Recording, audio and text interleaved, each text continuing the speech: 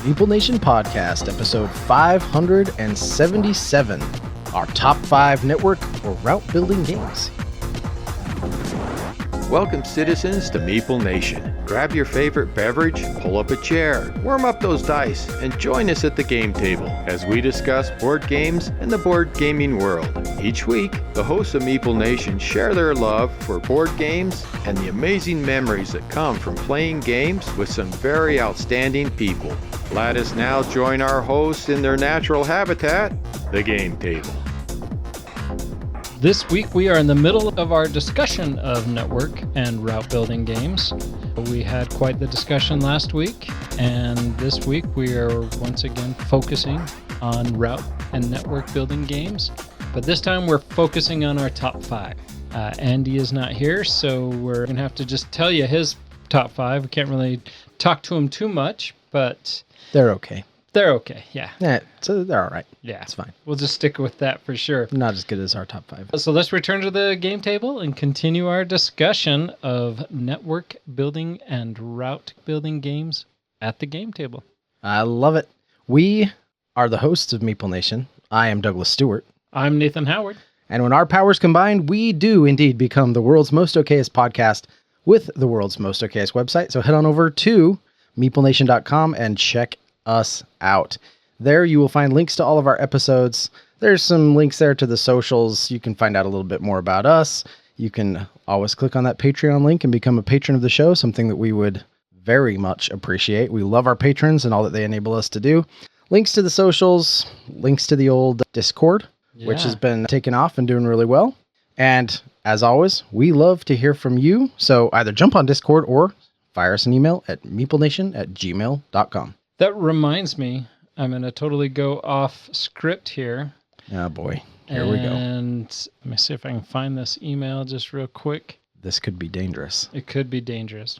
So our friend Ben Stein emailed the other day, and he says, I continue to enjoy and listen to the show every week. I'm proud to be a patron, which we're grateful of you, Ben. Thank you, Ben. One of our longest patrons.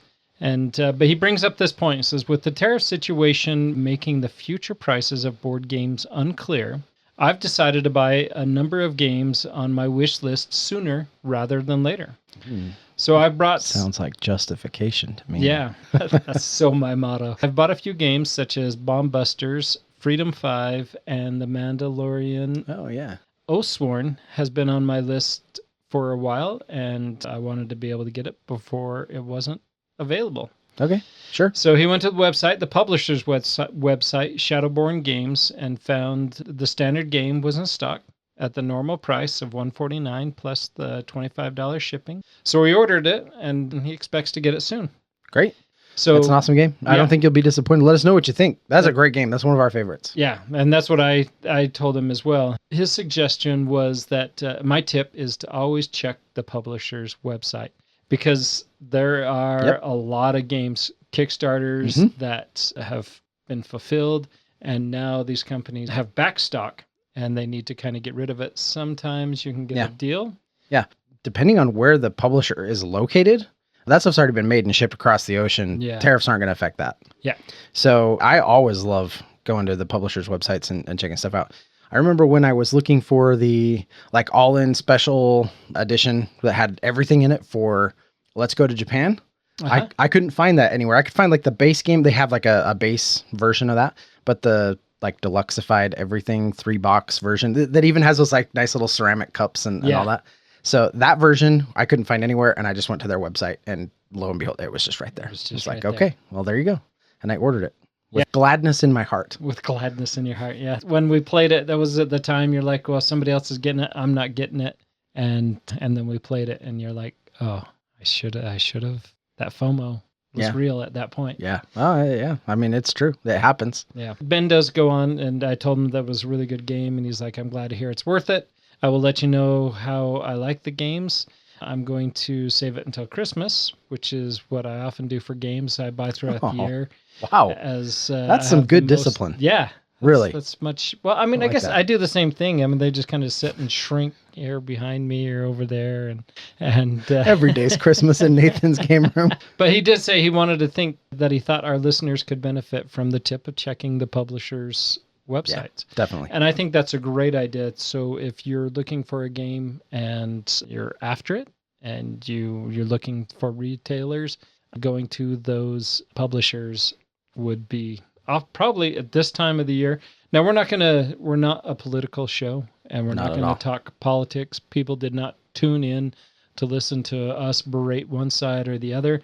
People tuned in to listen to board games, and that's all we're going to talk about is board games.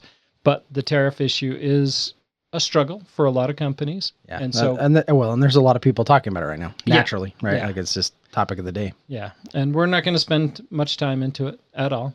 And I'm sure if you're polarized to one side or the other, I'm sure X is full of ways to vent that. And there is an echo chamber for you somewhere, for sure. Go find it, echo away. Find out whatever works for you.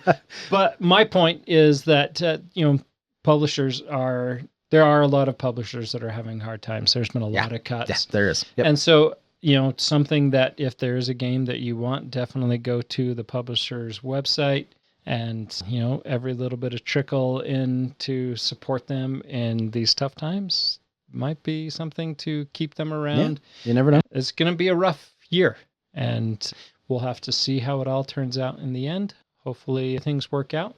Yep. And we're all back on track, but it's great advice from Ben. Yeah, great advice from Ben to check publishers' websites. And also, Ben, you have way more discipline than Nathan, because Nathan does not need the threat of tariffs to justify buying the stuff on his wish list early.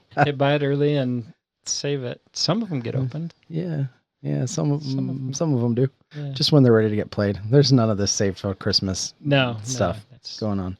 Good for you. That's amazing, Ben. So that was a little side tangent. Yeah, I like it. A little mailbag bonus. Yeah. And, Ben offered some great insight and some helpful information. So, I think that was worth sharing for sure. Excellent. But anyways, let's get back to it. I'm looking at my watch now. It definitely looks like it's highlight 30. It is. So, and we'll just share those highlights sitting around this amazing Game Toppers table, who is a sponsor of the show. And we love our sponsorship with Game Toppers. They are amazing. Go check them out at GameToppersLLC.com. Just wanted to plug that really fast before we move on. Really quick, yeah. Yeah, it's kind of fun. I mean, we've decked this out now. Maybe we should take some pictures of around. We should. Sometime. Yeah. There's 2 monitors over there. There's a monitor over there. There's some stage lights. The microphones are attached to the table. This is no longer a modular portable unit. It's pretty stationary. It is, it's not going anywhere. Yeah, it has become a permanent device. And this, hopefully, all goes well. This should be our first video release. Yeah, we've said that before. I haven't said it before. We teased it. We've teased it. But this one, I am like... Are we pretty... I'm like 90% sure this one is going to be released in That makes me nervous, man. I didn't go to the makeup booth before we started. Yeah, no, I didn't either. You and we went outside and looked at my sprinklers for a little bit. Yeah, not doing yard work. Yeah.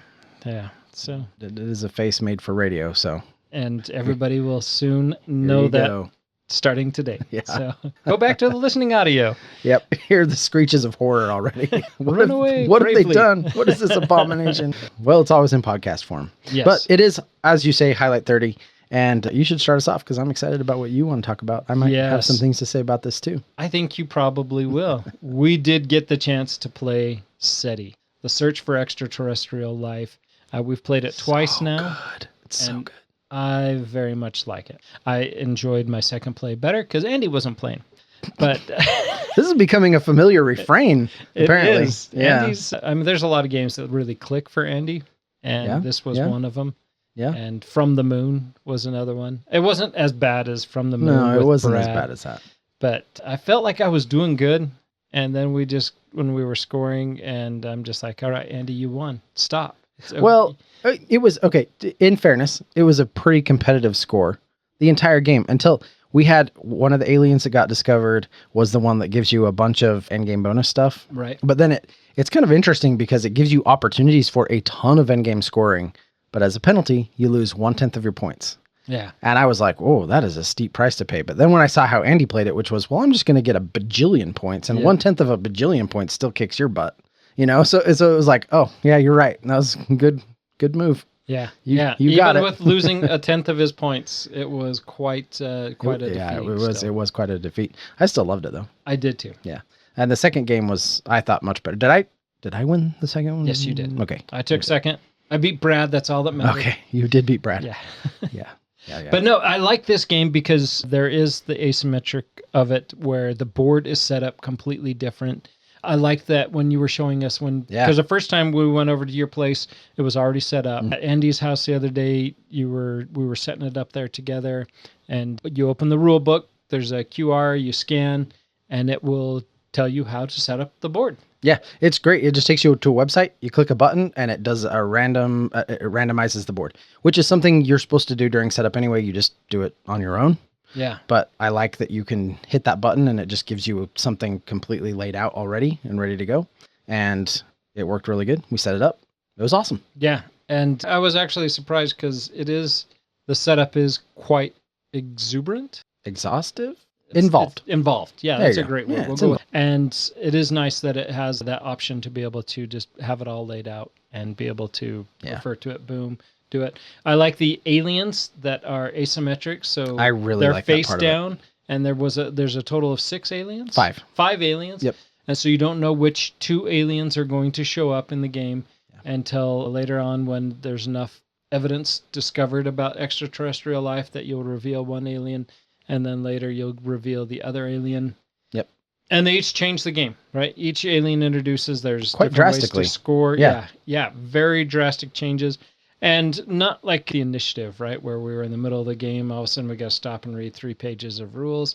There's a little card and does have some little nuance. And as you get more familiar with it, it's going to become much quicker. Totally. Yeah.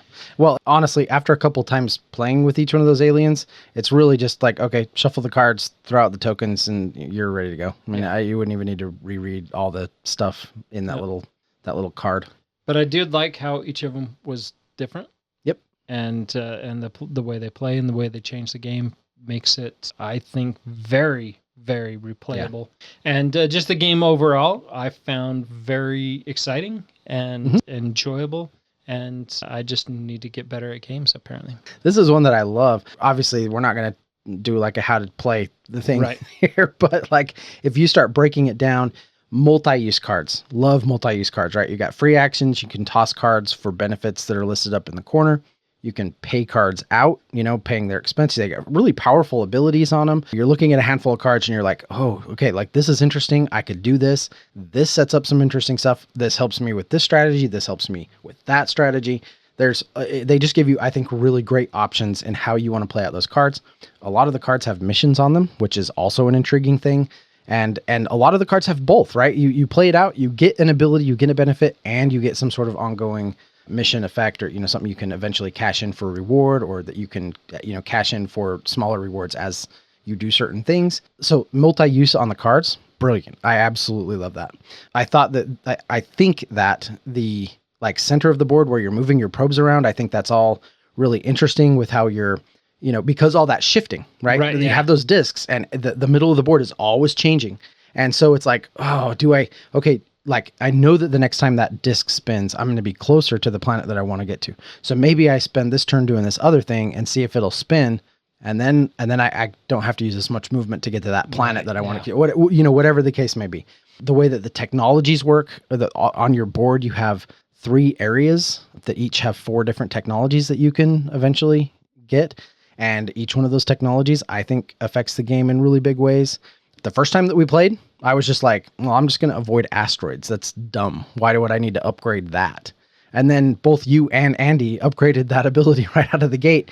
And it was like, you were getting publishing points for moving through asteroids, and you could move out of them freely. And I'm trying to work around all the asteroids and just I'm just not going to go there. And it was like, well, that was stupid. So that was the first tech I got when we played the second game. Time, right. So there's just, I think there's so much discovery in how you can play with all those technologies. We already talked about the asymmetry of the aliens, which I think, again, is brilliant. There's, 5 that came in the base box. This game's been successful enough. There's more that'll be coming. That would be silly for them not to at least do a mini, expansion where they introduce more of those, if not just add a whole bunch more stuff. I really enjoy this style of game where there's not a duplicate card in the deck. where like everything's unique. The artwork was great. The components are really good. Those little data discs, that everything on it, I think felt really good. The only thing is it does use, like, you have energy and coins, and those are just little cardboard pieces, at least for the base version that I bought. I don't know if there's a deluxe version that has better, but that was something that I did go out and order some upgraded parts for. Huh, well, you should have just used your iron clays. Oh yeah, that's true. Well, that would work for the coins. The energy might be, I could. Actually, you're right. I could just use the iron clays. That'd be a good substitute. I need to use those more for stuff. But my point is just that I think that might have been the only thing that I was like, okay, maybe that's a little disappointing. Everything else, top notch. Art, components, everything on this, I thought was really good. Cards are fun. It's a great game. I really enjoyed SETI. Yeah, I thought it was great. I look forward to playing again, and we'll see if I get any better, or maybe I'll get worse. I don't know. We'll see. But I very much enjoyed playing it, and SETI was exceptional, and I can totally see why it was on so many people's top on their last year's 100%. list. And I wish we had gotten to it sooner now. Yeah. Yeah. I got to it as fast as I could. Okay. I know. Yep. It really is an excellent game. Highly recommended. Actually, definitely check it out. If not, just go pick up a copy. It's wonderful. Well, that was me really piggybacking off of your highlight, Nathan. So I will, maybe for my highlight, I will just mention that I have been diving back into the world of LCGs. Ooh. I've had just a little bit of a break, a little reprieve, and I don't know if it's just like springtime. I don't know if there's something in the water. I don't know what is going on, but like right now I am so excited about LCGs. So this is living card games, right? And I think like with Arkham Horror, they've just changed it to the card game. The Marvel Champions still has I would still call that a living card game because they still have packs coming out like very, very frequently. Lord of the Rings is also, I think, just the card game at this point. So probably the only one that's like an LCG is really Marvel Champions. Anyway, all of that aside, like I'm super stoked about these. Late last year, so this was November, December, I started playing through all of the Marvel Champions campaigns. I was like, okay, I'm going to get through them all.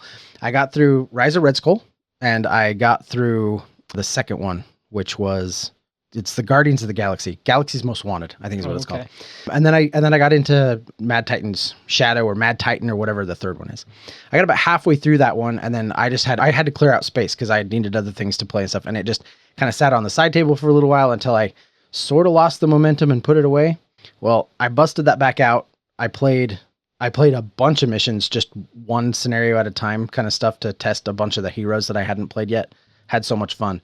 Dove back into that Titan's Shadow, Mad Titan, whatever it is, and finished that campaign. Had a great time. I was playing Adam Warlock and Ironheart, and it was like really, really fun. I always play two hands when I'm playing solo, so I do two characters.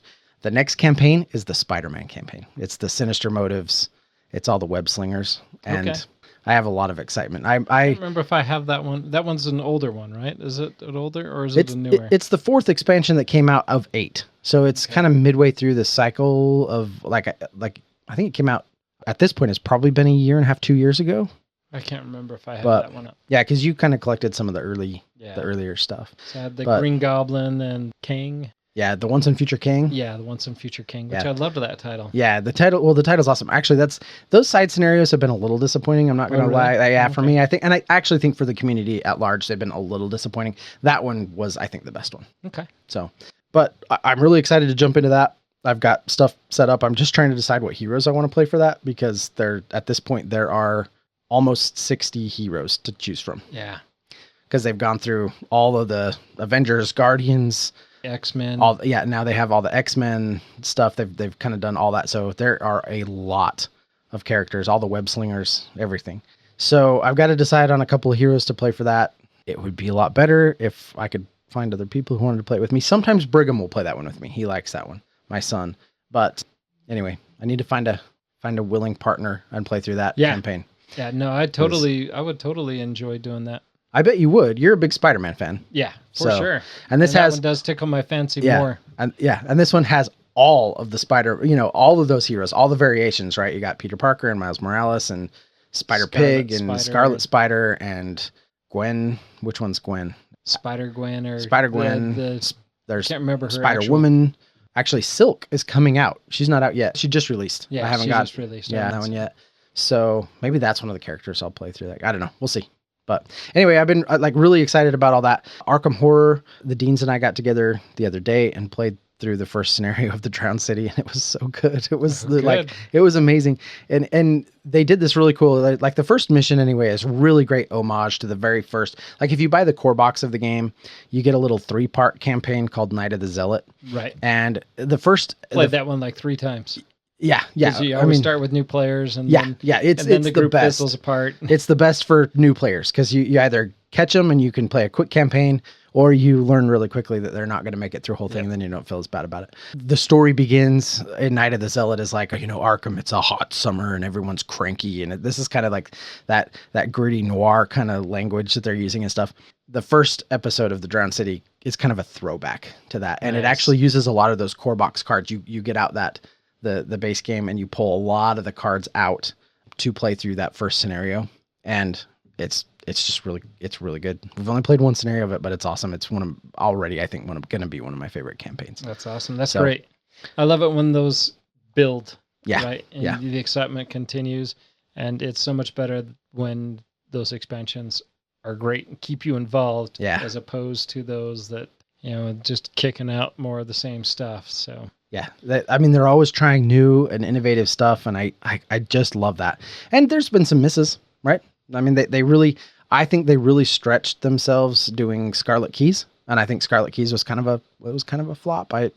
There's some good stuff in there for sure, but yeah, I think it was a little bit of a flop just because they were kind of reaching for something. You could tell what they were going for.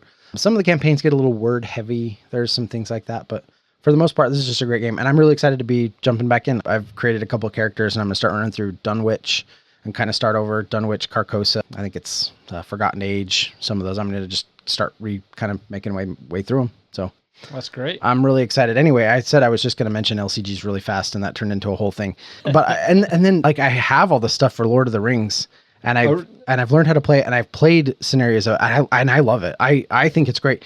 And with kind of this re-release thing that they've been doing, without going too much into it, they've been kind of re-releasing all the packs or the pertinent stuff. But they've been introducing campaign modes. So you get some little perks in between, like stories and scenarios and stuff like that. Makes it a little more, I think it makes it a little more intriguing to play those. And so does it follow the Lord of the Rings story, or does it have offshoots? Yes. Yeah, it does. So both. Okay, right? Good. Yeah. So you can build a character and just kind of play like in this particular story that doesn't really have anything to do with like the books, but it's set in Middle Earth and has familiar characters and races and all that kind of stuff. 3 of the big boxes that they re-released, they took all the stuff that had been released prior and kind of repackaged and condensed it into like 3 core boxes, was Fellowship of the Ring, 2 Towers, and Return of the King. So I can't wait to make my way through those. I'm still kind of riding the high too. Like I've been playing them a ton lately, and I don't see it stopping anytime soon. I'm pretty excited about them. That's great. So anyway, that's been a lot of cards, a lot of deck building at my house lately. Well, it's good times. I remember those days with the old Star Wars customizable card game. Yeah. Just sitting on the floor at the kitchen table, just with cards galore, trying to find that perfect combo and try to and deck building was so much fun. Yeah. Oh, it's half the party. How we log all of our games. There are times when I've sat down and just like looked at cards and deck building kind of theory craft, and you're putting all this stuff together, and I'm like, that was so fun. I should log that as a play. I won. I won. Anyway, good times. All right. Well, with that, do we want to move on to our top 5? Let's do it. All right. We're already a half hour in, and we haven't even gotten to our top 5 yet. That's all right. Those were great highlights. I think the top 5 is going to go pretty quick. So we kind of talked about this when we were introducing network and route building games. We own and play enough of these that I think it's worth having the conversation, but I don't know that this is any of our like this isn't like a mechanism that like, oh, it's a route building game. Oh, yeah. I'm in, not in the same way that like a deck builder would be or something like that. So, or campaign driven game. Yeah. A campaign game, dungeon crawl, that kind of thing. So, I think we've got some fun games here to talk about for sure, but I don't know that it'll be too long-winded. So, all right. Well, let's start with mine. I'm going to go first. You do it. I'm going to kick off with Attica. Attica is a great game that I very much love. Attica, you have the deck building, or not the deck building. You mentioned deck building, so I got stuck on that. There it is. The route building and network building is because you are trying to establish connection between 2 different shrines on the board. And if you were the first player to connect a path of your buildings to between two shrines, then you win. And or if that doesn't work out, the first player to get all of their buildings onto the table. This is a game that I have loved and loved ever since it first came out. It came out in 2003, so that has been out for, they really need to do a 20-year reunion for this, or a 20-year anniversary, a 25-year anniversary. We're almost to that. Well, I thought this got reprinted. It did get reprinted as U.S. Telegraph. Okay, that's what I thought. Yeah. So does that count? I guess.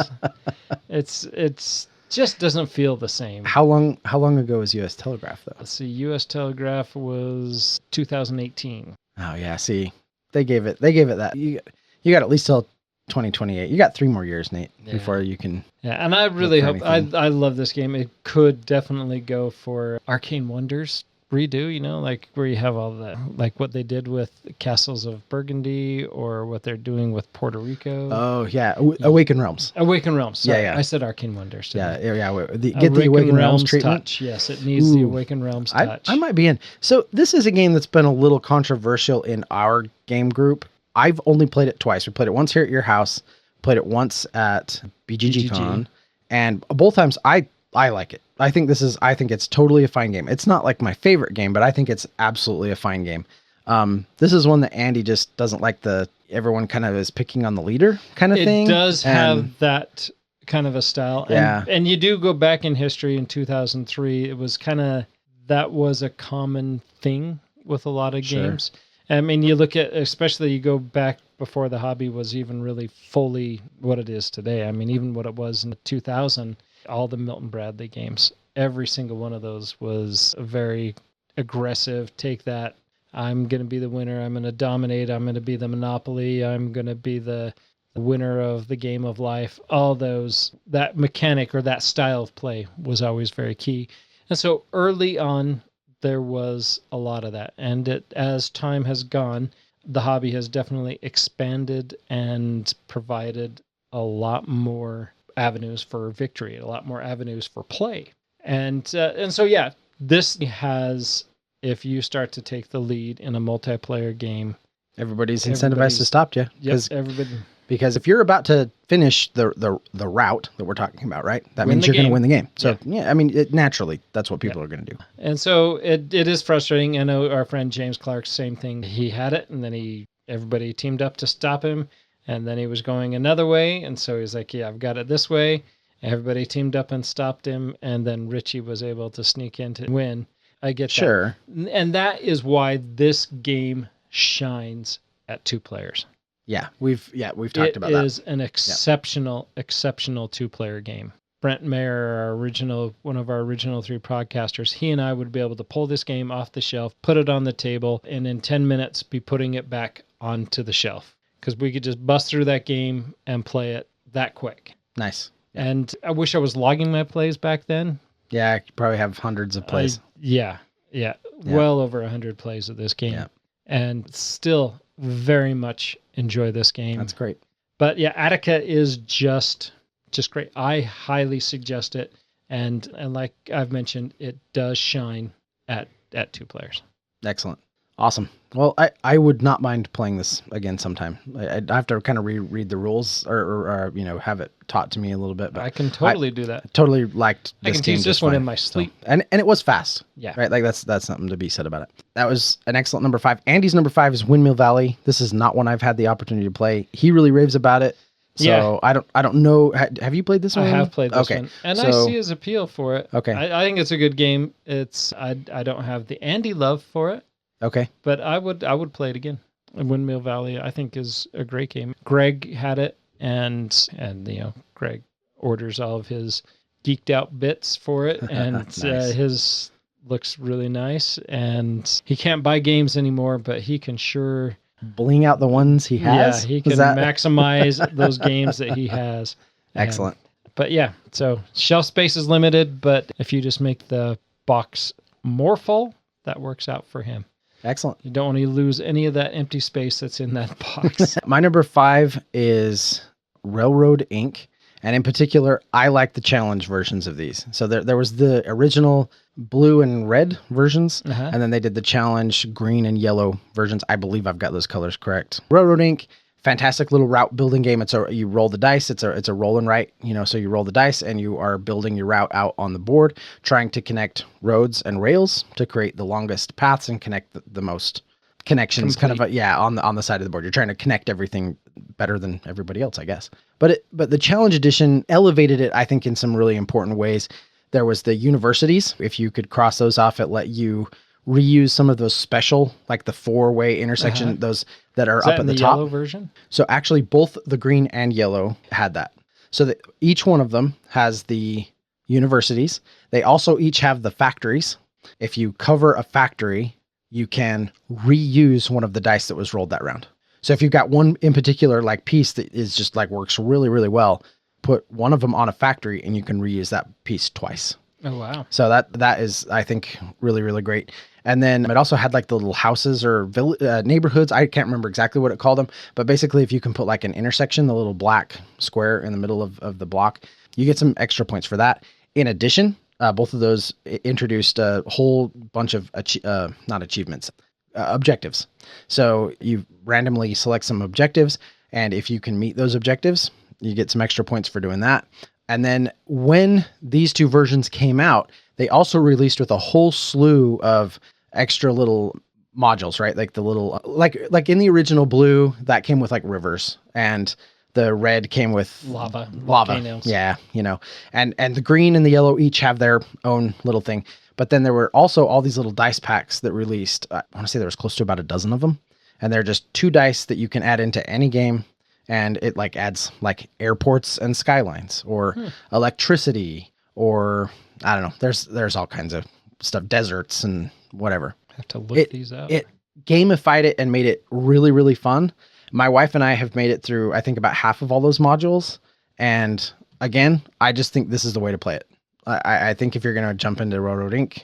and you like roll and writes in particular, if you like that route building thing, it's definitely a game you should check out. But in particular, you should check out the challenge edition. So that would be lush green or vibrant yellow or something yellow. I don't remember what the yellow version was, but definitely go check those out. That's my number 5, Railroad Inc.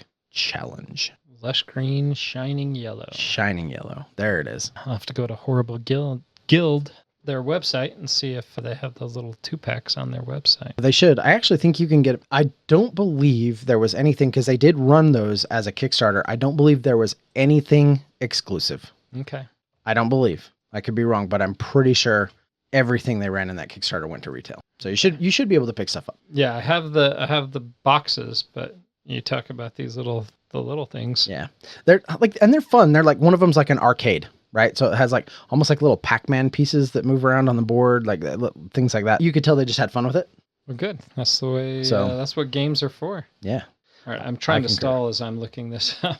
Yeah, I was going to say, it's your number 4. All right, let me get back to the list. My number 4 is Loot. Loot is a fun game. The route building is interesting in the fact that it is not necessarily a continuous path of my Vikings, but on the board, if there's a Viking out, regardless of whose Viking it is, I can play my Viking adjacent to any of those endpoints. Anywhere along that path, I can place my Vikings. And then there are resources that you're going to want to collect. There's going to be, drawing a blank. Wood and ore. There's wood and ore. All the and usual wool things. and trees. Okay. Which is wood. The kind of things Vikings would need to build ships and weapons, right? Yeah.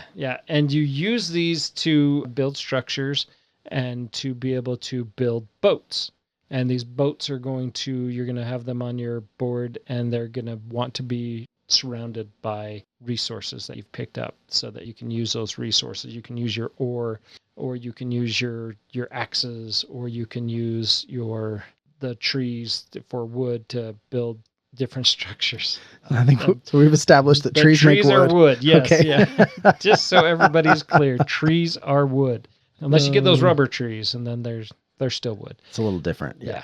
But you're on a race to you have a set of number of Vikings that you're going to put out. And once you're done with your Vikings, you're done with your Vikings. But then you're going to you're going to score all of these boats that you've put on. They're going to have points on them, and they're going to augment the resources, the value of the resources that you've put on the board. And the buildings that you've built, if you can surround those, or not necessarily surround them, but they require certain resources to be around them. And if you can complete them, they're going to give you points. And then you also have the number of axes or strength that your Vikings have. And if you can get the most strength, that's going to give you points. Very quick, fun little game. It has a BGA implementation, which is really nice. I really like this game. This is one that I've talked to you about, and you've expressed interest to play. Sure. And apparently I have just snubbed you in that and said, I'm going to keep this to myself. But this is a great game. Sure. Yeah. Greedy jerk. Yeah. So I do need to get this to the table with you. I think you will really like this game. Yeah. But it doesn't take very much time, and the play is very, very clear. And it's just excellent. It has a level of strategy as where you're trying to claim resources, and what you don't want to get too close to allow your opponents to get to those resources. You want to build your own path. You have resources, or you have bonuses that you can get for having a longest path connection of 4 of your Vikings, and then you want to connect to 2 towers. And so you have to have a complete path between these 2 towers, and then you'll put those 2 towers on your not the 2 towers, but you'll put 2 lookout towers onto your board, because it's Vikings, not. So what happens when Frodo throws the ring into Mount Doom? then you win the game. I mean, that's how you win or die by the ring. Excellent. And as it should be. When did the orcs? Where are they? This is before the orcs. The orcs are still in hiding. It's during the day. Or no, I guess it's the trolls that can't come out during the day. The orcs can come out during the day. Well, this really derailed. It did. It is one I'd like to play. I mean, you've talked about the BGA implementation. My policy is always to play it at the table before I even try it online. So as soon as we can get this to the table, I'd definitely be down with checking this game out. Yeah. It does look pretty good. Andy's number 4 is higher on your list, so we'll skip it for now. Okay. My number 4 is Ticket to Ride, Japan. So we've talked about Ticket to Ride. We talked about that last episode, I believe. Yep. You know, it's kind of the king of the route builders in some ways. I would make that argument. The grandfather, for sure. The grandfather. There you go. Definitely. You know, Ticket to Ride, I think it's a fine game. I have some kids who really like to play it, or liked, past tense, to play it. I'm not sure how they feel about it anymore. It's a great gateway game. It really is. And I appreciate Ticket to Ride for what it is. I think that it is a good game to break out when you're, playing with non-gamers. I still think it's a good game. I have several versions of it on my shelf. They'll always stay on my shelf. Yep. I'm not getting rid of them, and they do get played from time to time. I do think that these are good games. Ticket to Ride Japan is one we actually do pull out and play a little more often. I have sort of a particular affinity for all things Japan, having lived there for a couple of years. I think that it's wonderful. I like that theme and everything. And I had high hopes for this when it came out, because I picked this up in my earlier. I mean, it didn't release that long ago, but it was back when Ticket to Ride was still kind of a novelty for me, a little bit. And I had high hopes for it, and it didn't disappoint. It is my favorite version of Ticket to Ride, with one exception. Mine. We'll keep it spoiler free. All right. But the thing that this does that I think is really cool is it's your typical route building, just like all the Ticket to Ride games. But in this one, there's the Shinkansen, the bullet train. Nice. And the bullet train is built, and you are incentivized to contribute to the building of the Shinkansen, because if you don't, you will be penalized, and you are rewarded for contributing. But the Shinkansen is, it goes through Japan, and it is a train route that everyone can take advantage of. So as you're connecting, this location up here to that location down there, you don't need to necessarily connect every little rail all the way down there. If you can get that one spot to the Shinkansen and let the Shinkansen take you across the map, then you just got to go from like an off point on that route down to your other route, and you've completed that route. Nice. Does that make sense? Yeah. So it's a public route that everybody can use. The implementation of it's really good. The way the point and scoring works is excellent, and it's a good production of the game. I really like it. That's my number 4, Ticket to Ride Japan. Excellent. I need to play that one. For sure. Yeah. It is really good. All right. My number 3 is Power Grid. Power Grid is a game all about connecting your cities and providing those cities with power. And the more cities that you can connect, the more power you can generate. This is a game kind of where the rich get richer, and it's very difficult. It's not impossible. It's all about resource management too, and that's where the fight occurs, is trying to take advantage of those resources. This is a game that we played over and over again when it first came out. Yeah. I love it because it also goes up to 6 players, and should it? It actually doesn't really affect it, I think, too much. Yeah. It balanced itself pretty well at the player count. We played it again recently, a couple of years back. It was one that I really wanted to play, and so we played it on my birthday. And well, you wanted to play it, and so we played it on your birthday, and then you weren't even in that game. No, I wasn't there. Were you? I think I was. Oh, okay. Yeah, all I'm pretty sure I was. Oh, all right. And maybe I wasn't. Now the one where Logan was I wasn't in complaining was it? The whole time. Yeah. He was like, "Just put us out of our misery." Yeah. Now I have to look at that, because I don't know when the last time I played it. Yeah, it's been a while. That was the one and only time I played Power Grid. I think that Power Grid is a game that wormed its way into many players' hearts. Absolutely. When it first came out. I think it hit at the right time. Yeah. Right there. I don't think that there had been this big explosion I don't know if I can necessarily say that. It was just well timed for the game that it was. And it is a great route builder. I do think that it has a rich get richer mechanism that isn't reined in by some sort of catch-up mechanism or device of any kind. At least the version that we played that day, that was definitely not the case. So that was my kind of big criticism of it. But it is a clever game. It does some interesting things. And I did play in that game, by the way. If you like route building, it's a good game. Yeah. So you were okay. I were in it. You were in it. Okay, great.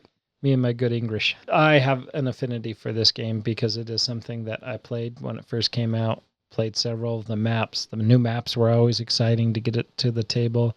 And this is back when Freedom Freese was, I mean, he still is a great designer, but I was like, after all of his stuff for a long time, Power Grid is great and made it to my number 3.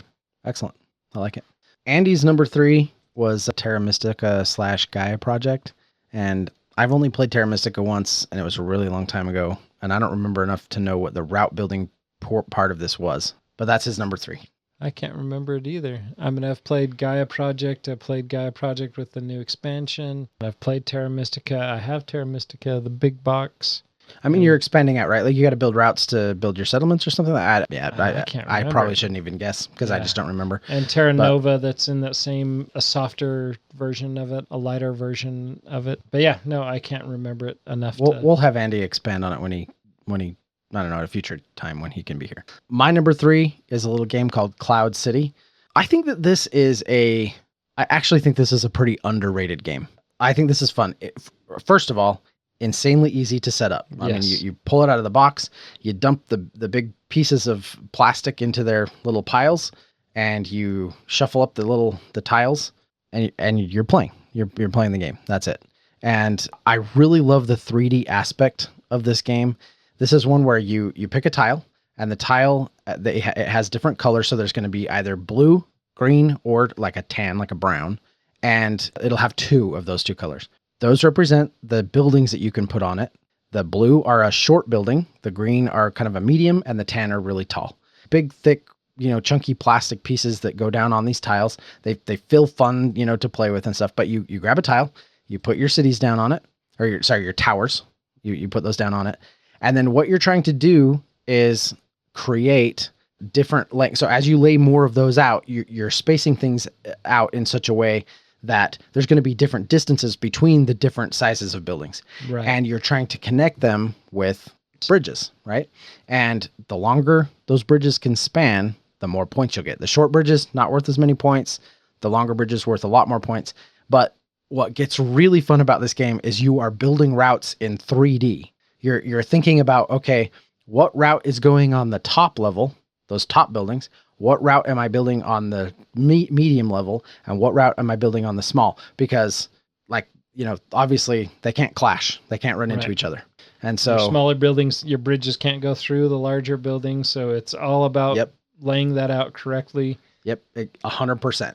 Because you might think like, well, yeah, we could build a bridge, but then you're like, oh, I just put one of my big tan buildings right where that small building bridge would have spanned, and you got to think about that. So you're thinking about all that in 3D space. It's the routes and the heights of the building. I think this is a really fun game, and it plays fast because you build a relatively small. I think it's a 12. I think it's 12 tile. Yeah, it is. It's 12 tiles worth of stuff that comes down. And that's it. May be 16, but I think it's just 12. I think it's just 12. Yeah. So you're on your turn. You're basically drafting one of those. You can play with a bigger grid. You can do a 6. I think you're right. I think you're right. But my point just being like you draft a tile, you put your buildings on it, and you complete routes if you can. Yeah. And then at the end of the game, you just score up points for how many routes you were able to build. Yeah. And you can put off scoring those routes, but if you put it off, you do risk. Somebody else can build it before. Some of those routes, because the bridges are a limited resource. Yeah. So if somebody else has used all of them up, guess what? You're SOL. I actually really do think that this is an overlooked and underrated game. I think it's great. And I think I think anybody would have fun with this. Gamer, new player. I just think it's a great little game to play. Yeah. Cheryl and I have played this game a ton.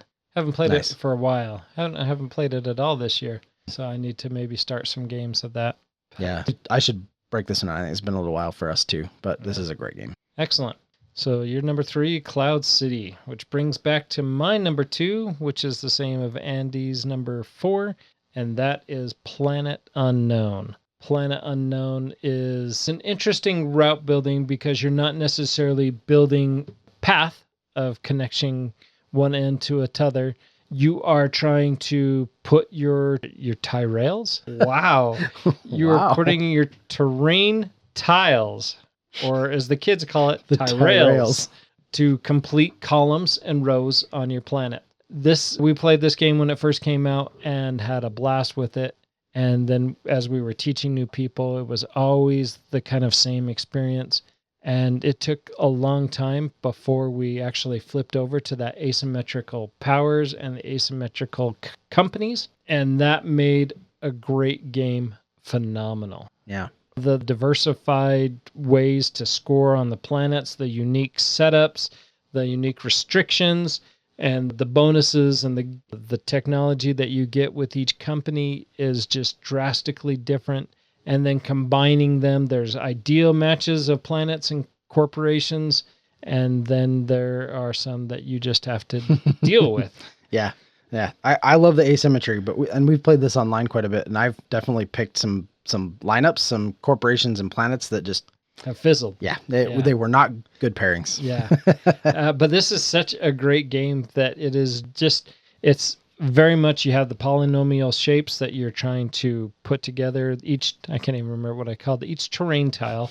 No, whatever. Anyways, each terrain tile has 2 types of terrain that you're trying to also hopefully use those correctly to progress your technology tracks. And you have a citizen track, you have bio track, and a water track, and rover track, and a technology track, civilian track. I'm pretty sure. Yeah. And it's the black track. It's the black track, yes. And I know there's civ buildings that you get, so I'm going to call it the civilian track. Each of those has bonuses that are going to allow you to bump up those tracks even further. They have individual bonuses that they're going to allow you to use different technologies. So much going on. This is a bigger box, so it intimidated my wife at first, but this is something that anybody can play, very quick to pick up and play. Yeah. And then you talk about the moon expansion that sets super moon. The super moon. Does that make them super tie rails? Tie rails, that's the word. Yes, those are super tie rails because they're all double tie rails over there. So I've been derailed by my tie rails here. But Supermoon does add a whole new level to Planet Unknown. And then you have the lid that you can use, clips that you can 3D print that are worthwhile. We don't need to talk about the lid again. We don't need to talk about the lid. Okay, the lid's garbage. Garbage. Well, the lid's not garbage. The application to use the lid Well, I mean, it's nice to have a lid, but yes, the lid is garbage. It doesn't snap. Well, we're not talking about the lid. It's just a dumb. It's not about the nail. Yeah. So, okay. I have a little bit of beef. Now I'm not trying to cast any shade. No intention of that at all. I love this game. I love Planet One. I adore it. I think it's great. And I wish Andy was here because this was on his list too, and I wanted to pick both of your brains on this a little bit. What specifically is the route building part of this? I was thinking about this and I was like, it's a great game. You're laying out your polyominoes. You're trying to build the columns and rows, but like I was racking my brain. I was like, I don't know what the route part of this is. It's pretty vague. So, I mean, your route building, you're using your rover to connect to the life pods. You're using the routes on some of the corporations. And so it's not a standard like Ticket to Ride. I'm moving from here to there. But the nuance of the route building is not your atypical route building game. Okay. But it is about connections. And those connections that you're making will allow you to progress other things. So it is a vaguer. Yeah, I like it. It's a vaguer. It's vaguer. It's a more vague version. A more vague version. I was pondering this. I actually was kind of, and I was like, well, maybe if you go more network, right? You're kind of building your network of similar tiles, but even that isn't like, it's really just those brown tiles that, when they touch the others, they can copy energy, the abilities and stuff like the solar panel ones.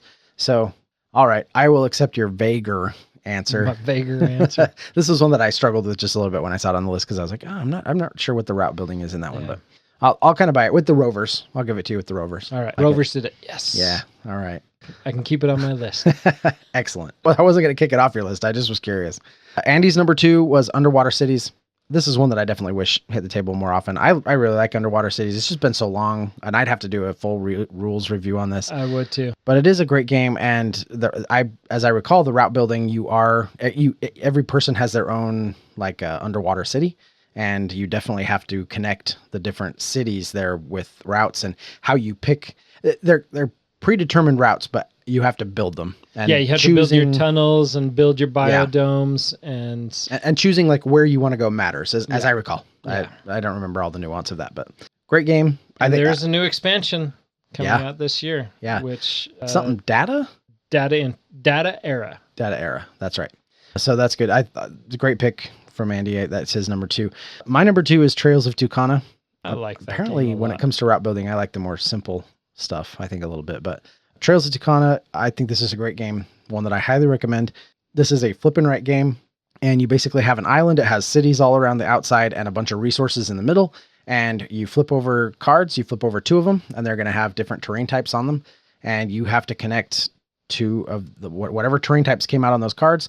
That's what you have to try to connect anywhere on the board, and you can build it however you want. You can use whatever strategy you want to do stuff, but in the end, you are trying to connect all your cities to each other. Like they have A's and B's and C's, right? So you're trying to connect the A's to A's and B's to B's, so on and so forth. You're also trying to get resources back to cities, build routes that you can bring the resources back, because gaining those resources gives you more points and lets you build free roads, which is always really good. This one hits my table very frequently. In fact, when I go to a convention, when I travel, when we have new players over, this one, it's always with me, and this one hits the table on a pretty regular basis.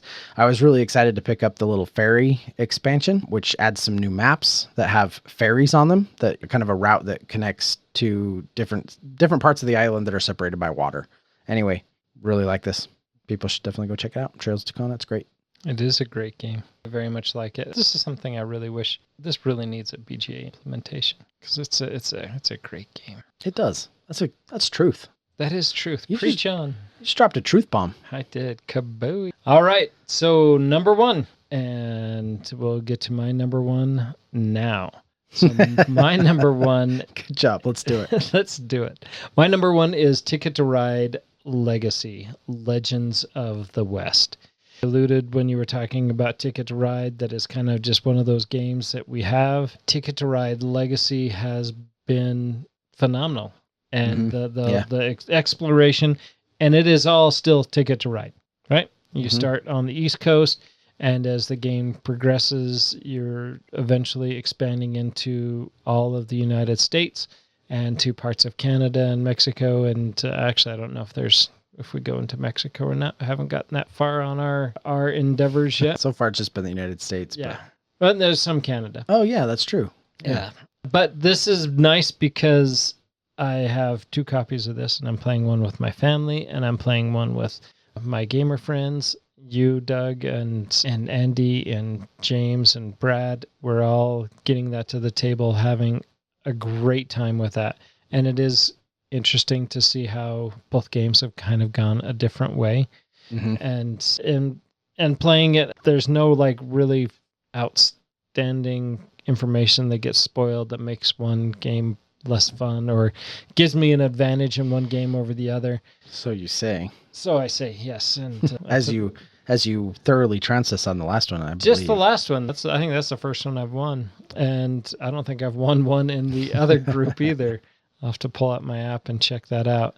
But yeah, the story has gone outstandingly well with this Ticket to Ride Legends of the West. And and let's be honest about that, because to me, because I love it too. Yeah. I don't really know story, like whatever. I'll tell you what it is. It's the way that every section of the rail, it starts in the east and you're moving west. Yeah. For the most part. And it's as the map expands and then the new stuff that gets introduced to the game with every expansion into new territory. And it's all very thematic, right? Yep. Like, I think at the end of the game, the last one we played, we just uncovered, what was it, like the Ghost Lands or something like that? And now there's Ghost Train. And there's like going to be a Ghost Train. No spoilers. Oh yeah, that's true. Dang it. I've totally spoiled it. Now everyone's going to be like, no, that's it. Now we know there's a Ghost Train and we're never going to play Ticket to Ride Legacy. Play it again. Yeah, sorry. I guess that is kind of a spoilery thing to say.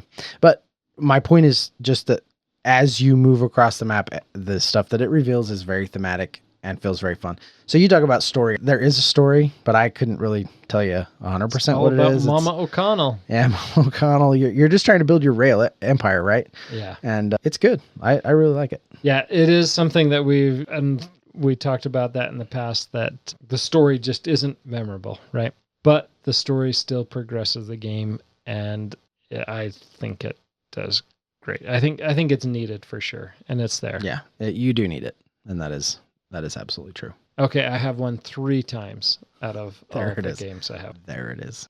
And so my win percent is 25%. Excellent. Well, good for you. I'm definitely not winning.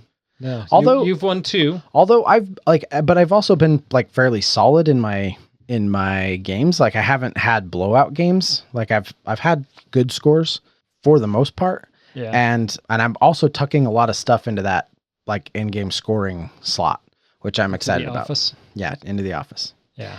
So. Yeah, I think overall you're doing well. Feels like. Yeah. Well, I mean, we'll see how it shakes out. It's just fun to play, and I've really enjoyed it every time we have. So.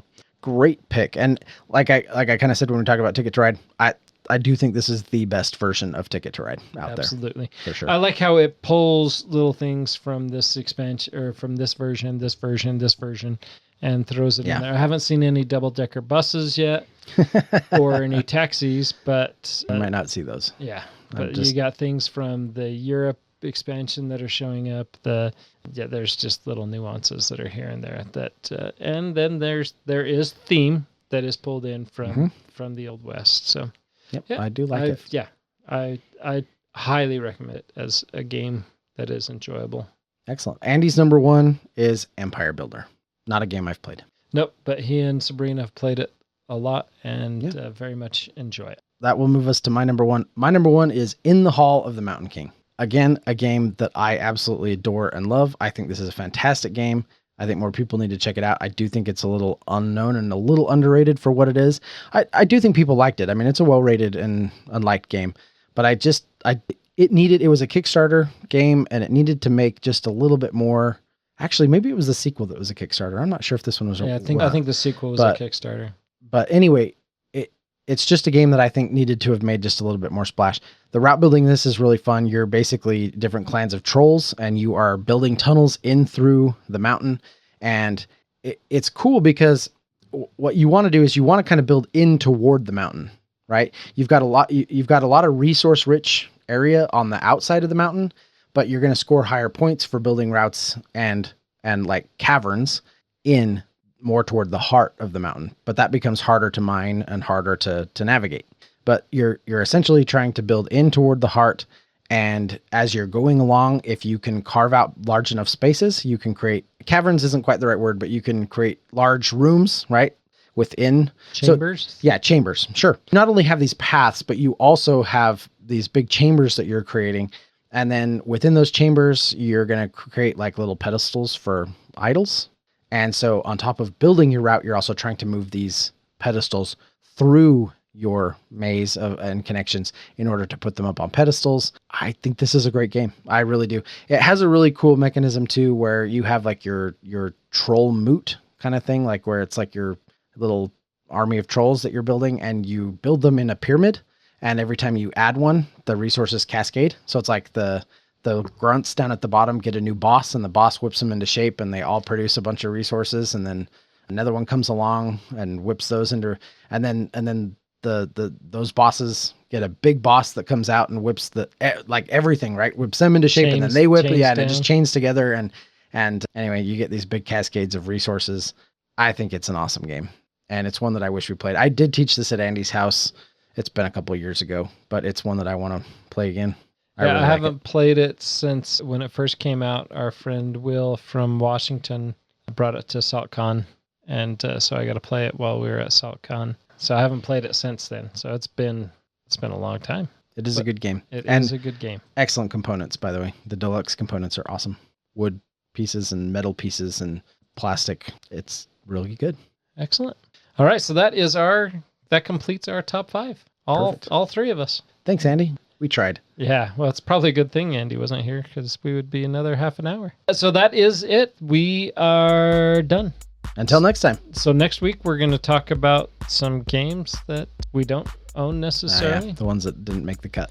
Yeah. Or haven't yet made the cut. Or haven't yet, and maybe some games that we just felt that we missed, and it's kind of a sum-up episode. We're going to sum up this networking and route building conversation. Until next time. We'll see you bringing the pieces together, making your own route at the game table.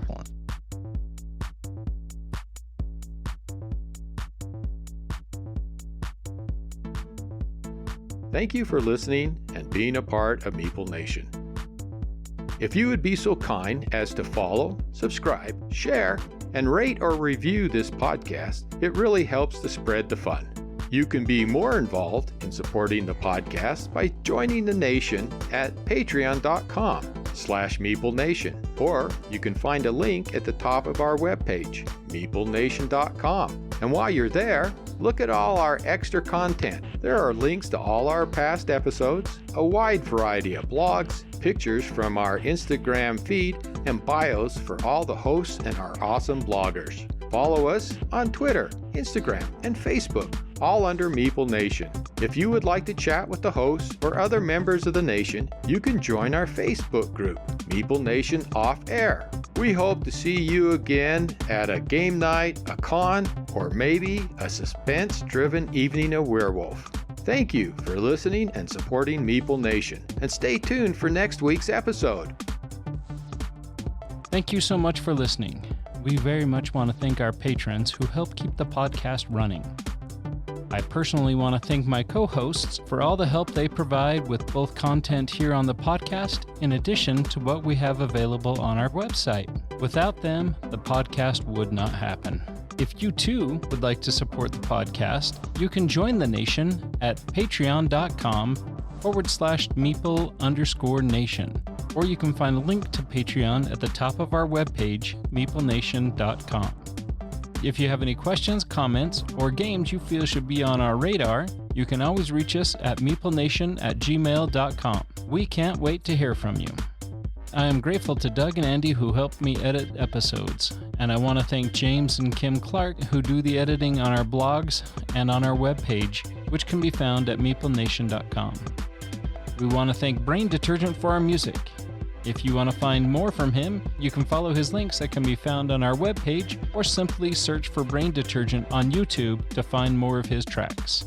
Thank you again for listening and being part of the Meeple Nation community.